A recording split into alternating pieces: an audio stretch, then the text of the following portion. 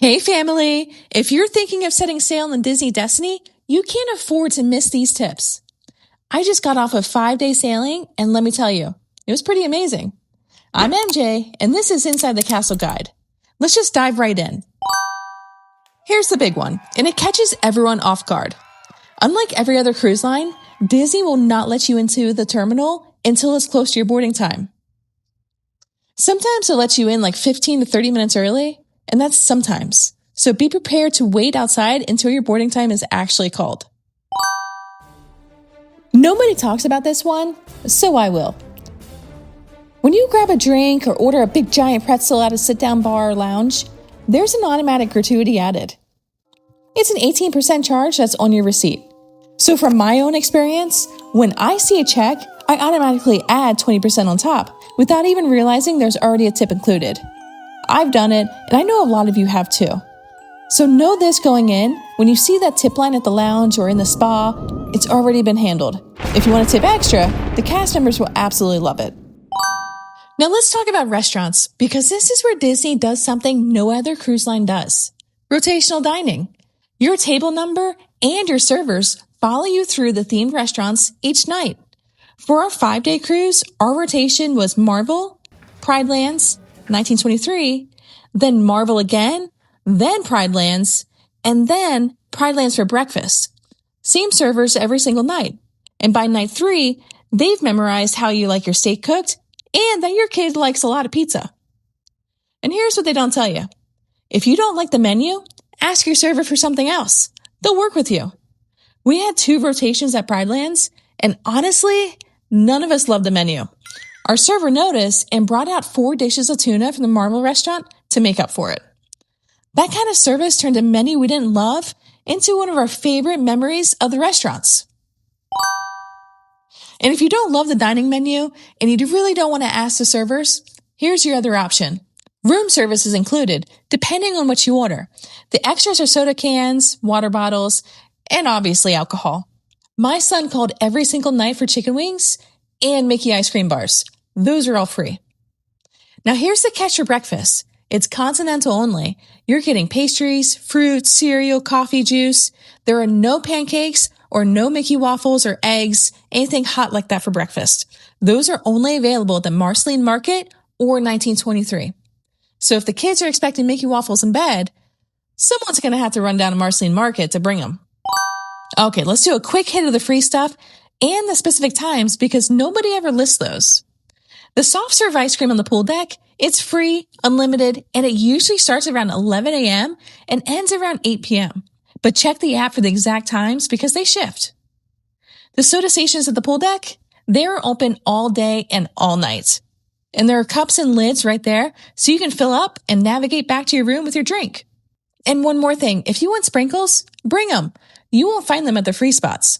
The only place on the whole ship you'll find sprinkles is at Edna's, where you purchase a gelato.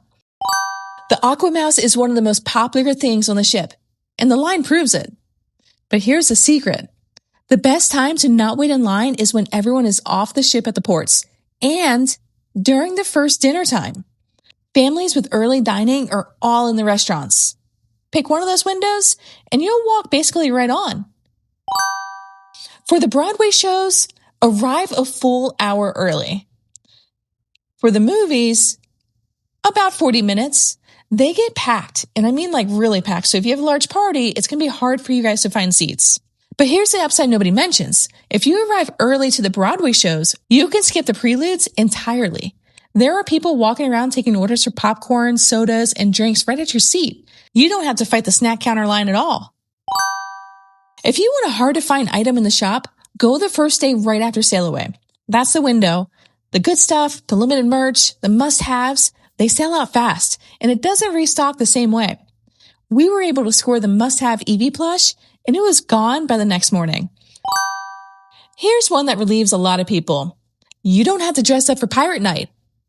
You'll be given the infamous black and red pirate scarves. That's it. You're in. Now, will there be people who go out in full costume? Absolutely. And let's be honest, my family and I do sometimes. But other times, we just wear pirate t-shirts and nobody judges. If you have a princess fan in your group, listen to this one. Make sure to book the royal gathering sooner than later. It gets fully booked, and they will not let you in the line without a reservation. But here's the good news. Even if you miss it, there's no worries. You can always look and wave from a distance. Your little princess still gets to see her favorites, just from the sidelines.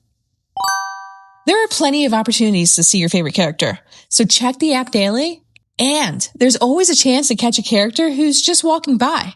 We saw Belle by the Caskin Cannon, and my son asked where the Beast was, and this is what she said. Oh, the Beast and Chip are playing a big game of hide and seek back in the castle. Yes, they're always busy playing hide and seek. Yes, if it were Chip's way, we would be playing hide and seek all day. Yes. So keep your cameras ready in those halls. You never know who's just around the corner. The free stuff on the ship might beat the paid stuff.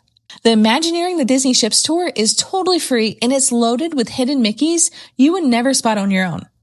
Most guests don't even know that it exists, which means the groups stay small and the guides actually talk to you.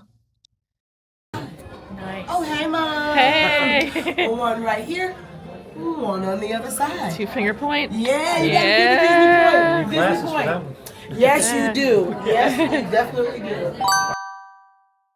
Make sure to brush up on your Disney trivia. They have daily trivia nights, and the one we participated in was about Disney sidekicks. And we're here to tell the tale. So, it's time for us to go over the answers. Here's what Let's just say we did not win. Yeah, okay, there we go. Did we all get one? Castaway Cay has a secret most people miss, and it's all about the stops. The second stop has a water slide for the kids, so if the slide is your priority, stay on the tram to stop too. And here's one for the grown-ups. If you want to go to the adults-only beach, you have to get off the second stop and change trams. If you get off at the first stop, you'll just wander around looking for it and never find it. And the last secret, how to get off the ship without the chaos. The debarkation process is easy when you book the 8:15 p.m. dining. You'll eat breakfast at 8:15 a.m., and then you're one of the last ones off the ship. There's no pushing, no crowded gangway. You just stroll off while everyone else is already scrambled. But don't worry if you need to get off earlier. You can leave once your tag is called. You're not locked in. But it's the calmest way to end the trip, and it's tied right back to that dinner time you picked on day one. If this helped, subscribe. You're not going to want to miss the next one. And I'll see you inside the castle.